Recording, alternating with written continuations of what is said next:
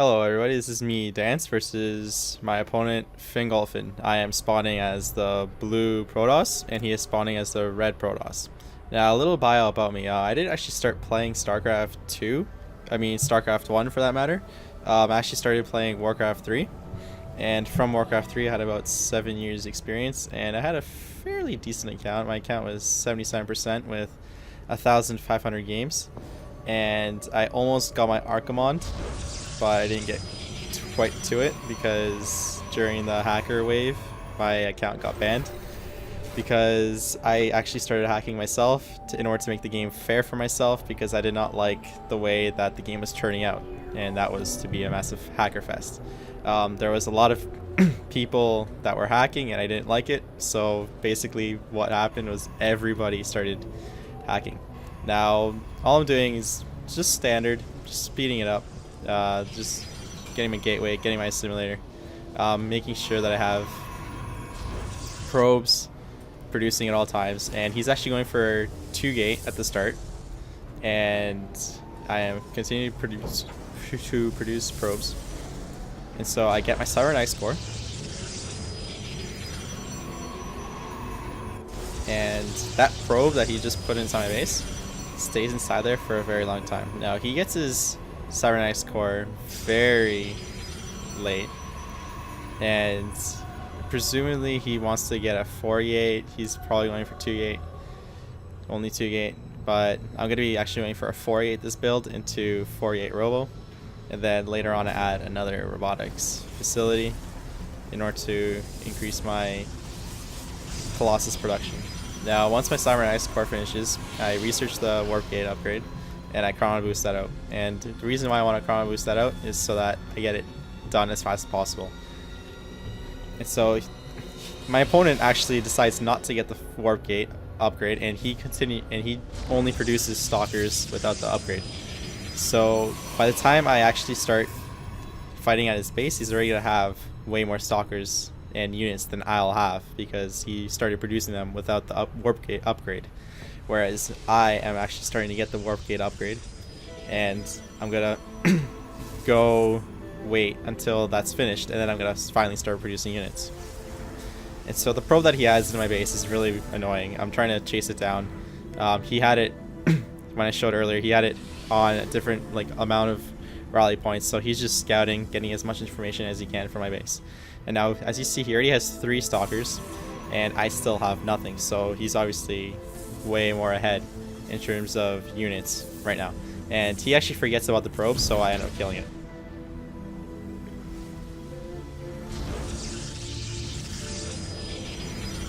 And a quick thing to note about my gateway placement, I actually have a little crack in there so units can actually fit through, and then you see my sentry actually gets through there. So the only things that can't really get through there are immortals, but I mean that's not really that much of an issue. And I put a proxy pylon right here, and I try to fight him, but he has more stalkers, so he just can kite me, and he ends up winning this battle.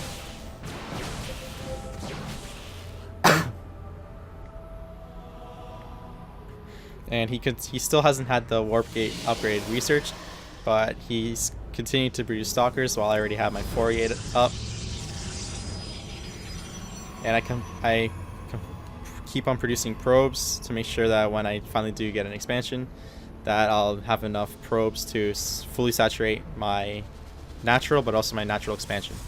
And he actually supply boxed me, so I get another pylon, and then I get another one, and he's actually gonna try and pick off a few of my stalkers. I end up placing a force field and prevent him from getting that one stalker down.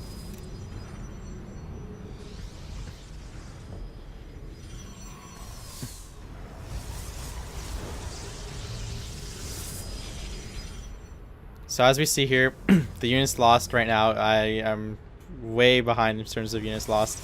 I've lost 300 more resources than he has, and all he's lost is a probe, so he's more efficient in terms of the units that he has out right now. And now I'm starting to get my robotics facility. I'm gonna start to pump out some immortals so I can deal with the stalker heavy army. And he places a proxy pylon near my base so that he can reinforce his army even quicker. And he puts the probe there to gain vision on my warp gates. And that force field wasn't the best placed force field, but it does his job, and it makes sure that he's not able to kill my warp gate and delay that warp gate from being killed.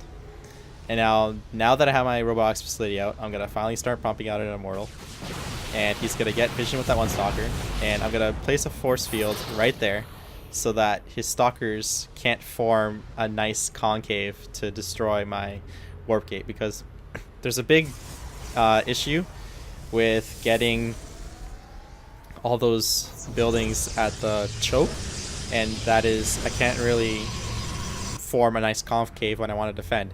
And the advantage that he has is that because he's on the low ground, he's gonna have an easier time forming a concave, and he's gonna have better positioning when it comes to killing my units. And so I chrono boost my immortals, and he keeps on warping in units, and he's actually researching the zealot legs, so he's gonna probably focus on more zealots, because my army right now is pretty stalker heavy, so that I can deal with the stalker heavy army that he has and not worry about my units getting kited. So as you see here he has a zealot, and he's gonna be morphing in a lot more very shortly. And he has an observer on the high ground so that he can spot my warp gates, and he's actually gonna kill one of the warp gates right now, and then he's gonna move on to the next one. And I'm just waiting because I don't have the good army that he has, and I'm gonna be chrono boosting a observer of my own so I can spot that. And because he killed my 2 warp gates, I'm gonna queue up another 2 so that I can keep up with the production of the 4 gate and have enough units. Now here he tries to get that, but he already has blink researched, so he's already doing better than me in terms of upgrades go. And he keeps this observer there, and I get it, and he still has that proxy pylon there, so he just keeps on reinforcing his army. And as we see here, my army is bigger, but his army has way more mobility, and he can micro his army way better. And so what I'm going to do is I'm going to clear the rocks that I've been clearing with that one zealot for a while, and he's actually going to scout it.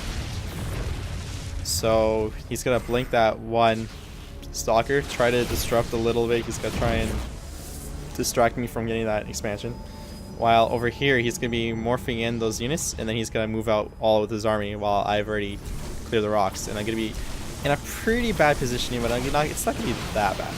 So over here my units are getting pretty trapped, but I keep on microing, making sure that my immortals attack the stalkers, because they do that 50 damage to stalkers, which is very good. It only takes 4 hits for an immortal to kill a stalker, so having 2, it only takes 2.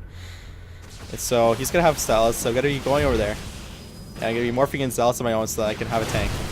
And now I'm gonna be fighting these immortals. I'm gonna be focusing his stalkers. His stalkers are gonna be focusing my immortals, so my immortals die.